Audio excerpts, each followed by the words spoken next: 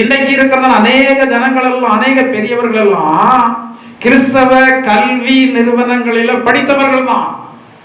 ஆனால் அவர்கள் எல்லாம் கட்டாய மதமாற்றத்திற்குள்ளாக்கப்படவில்லை.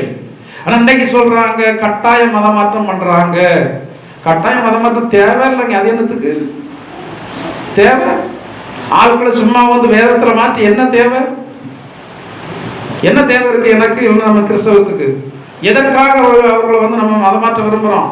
அவங்க பரலோகராஜ்யம் பண்ணணும், பரலோகராஜ்யம் போக விரும்பலே போங்க. நாங்கள் ஆண்டவர் சொல்றத சொல்லிட்டு தான் இருப்போம். யாரையும் கட்டாயப்படுத்தியோ ஆசை வார்த்தை காட்டியோ உங்களுக்கு அதைத்தாரோம் இதைத்தாரோம் அப்படியோ கிறிஸ்தவ மார்க்கத்தில் சேருக்க அவசியமே இல்லை. நீங்கள் இயேசு யார் என்பதை அறிந்து வந்தால் போதும். அப்போஸ்தலன் பவுல் சொல்கிறார், நான் விசுவாசித்திருக்கிறவர் இன்னார் என்று அறிவு. அந்த அறிவு வந்ததுக்கு பிறகு வந்தா போதும். இப்போ சிலர் வந்து ஜோம்னதற்கு சிலர் சொல்லுவாங்க. ஆண்டனி கூட ஒரு சகோதரி சொன்னார், அந்த நபர் வந்து சாமியாடவர் பாஸ்டர், அவங்க அம்மா இப்படிதான் சோகம் இல்லாமல் இருந்தாங்க, அவங்க மறிச்சிட்டாங்க. இப்போ அதே மாதிரி அந்த சாமியாடுற ஆளுக்கு இப்போ அதே மாதிரி பிரச்சனை, கால் கையெல்லாம் விளங்காத மாதிரி ஒரு மாதிரி வந்துகிட்டு இருக்கு. எனவே அவர் வந்து எங்கேயாவது போய் விடுதலை கிடைச்சிடாதா அப்படின்னு சொல்லி நினைக்கிறாரு.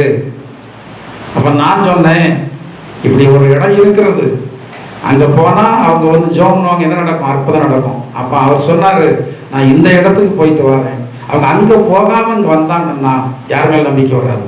கர்த்தர் மேல் நம்பிக்கை வராது. ஆண்டவர் யாருக்கு நன்மை செய்கிறார்?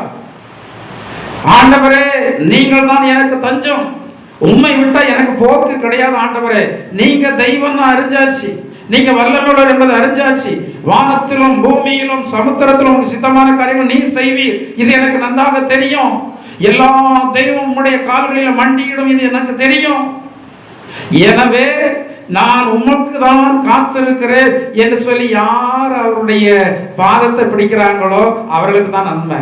அங்கேயும் இங்கேயும் இருக்கிறதா ஜனங்களுக்கு நன்மை வந்து என்ன செய்யாது? கிடையாது. அது அனுபவத்தில் வந்து பார்க்கிறோம்.